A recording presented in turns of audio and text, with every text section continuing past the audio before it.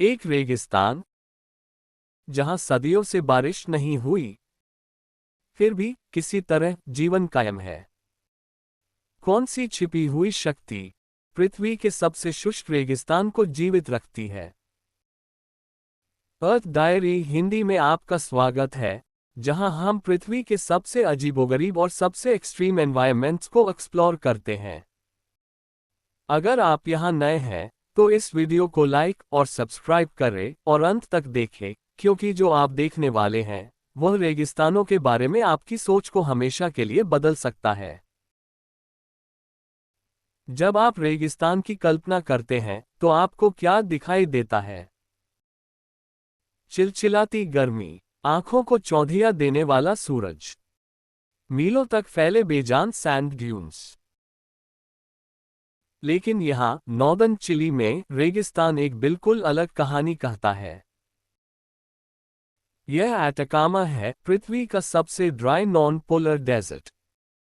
यहाँ कुछ स्थान ऐसे भी हैं जहाँ सदियों से बारिश नहीं हुई है, और फिर भी हर सुबह कुछ चमत्कारी होता है। एक घना कोहरा पैसिफिक ओशन से भूमि की ओर बहता है और इस रेगिस्तान में जान फूंक देता है, जहां आसमान लगभग कभी नहीं बरसता। इस कोहरे का नाम है कैमनचिका, और यह प्रकृति की सबसे शानदार नेचुरल सर्वाइवल ट्रिक्स में से एक है।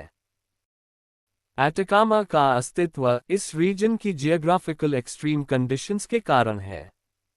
ईस्ट में विशाल Andes mountain range Amazon basin से आने वाली नम हवा को रोकते हैं, और वेस्ट में ठंडी पेरू करंट समुद्र को ठंडा कर देती है, जिससे जमीन पर पहुंचने तक हवा में नमी नहीं रहती। इन सभी कारणों से एटाकामा एक डबल रेन शैडो रीजन बन जाता है। यहाँ औसत वर्षा प्रति वर्ष 0.1 मिलीमीटर से भी कम है। ये जगह इतनी ड्राई है कि नासा यहाँ मार्स रोवर्स का परीक्षण करता है। कुछ वेदर स्टेशंस ने कभी भी वर्षा दर्ज नहीं की है, और फिर भी ये रेगिस्तान डेड नहीं है, क्योंकि कैमनचिका फॉग आ जाता है। कैमनचिका बारिश नहीं है, यह एक ठंडा तटीय कोहरा है, अनगिनत बूंदों से बना, जो इतनी छोटी है, सिर्फ 1 से 40 माइक्रोन्स की, कि वे हवा में अंतहीन रूप से तैरती रहती हैं। ठंडे पैसिफिक ओशन के ऊपर बना यह कोहरा आदर्श परिस्थितियों में जमीन की ओर बहता है, जहां ये पथरीली दरारों में घुस जाता है और सूखी रेगिस्तानी जमीन को नमी देता है, और इस नाजुक शांत रूप में ये जीवन को बनाए रखता है। एटाकामा के पौधों ने इस नम हवा से पानी एकत्रित करना सीख लिया है। कैक्टस और श्रब्स अपने कांटों और पत्तियों पर बूंदें इकट्ठा करती हैं। इनकी पत्तियों के महीन रोए कोहरे की नमी को सीधे पौधे में खींच लेते हैं। चट्टानें और खड़ी सतहें कैमनचिका धुंध से नमी को सोख लेती हैं, जो नीचे की मिट्टी में जाके यहाँ जीवन को जीवित रखती है। यहाँ तक कि ग्वानाको जैसे जानवर भी कैक्टस की कांटों पर जमा होने वाले पानी को पीते हैं, और सदियों से इंसान भी यहाँ इसी तरह पानी एकत्रित करते आ रहे हैं। प्राचीन काल में नॉर्थ चिली के मूल निवासी कोहरे की बूंदों को इकट्ठा करने के लिए जानवरों की खालें लटकाते थे, जिससे पानी नीचे बर्तनों में जमा होता था। पेरू और यहाँ तक कि स्पेन के कनेरी आइलैंड्स जैसे सुदूर इलाकों के सूखे क्षेत्रों में भी ऐसी तकनीकों के प्रमाण मिले हैं। 19वीं सदी में चिली युद्ध के दौरान सैनिक अपनी राइफल्स पर कपड़ा बांधकर उन्हें रात भर छोड़ देते थे, ताकि जीवित रहने के लिए पर्याप्त जल इकट्ठा हो सके। यहाँ के शुष्क वातावरण में जीव जंतुओं और मानव ने इसी प्रकार अडैप्ट किया है। आज विज्ञान ने इस प्राचीन तकनीक को और बेहतर बनाया है। यहाँ की कम्युनिटीज फॉग कैचिंग नेट्स लगाते हैं। ये लगभग 1 मिलीमीटर छोटे छेद वाले नेट्स हैं, जो मेटल फ्रेम्स पर लटके होते हैं।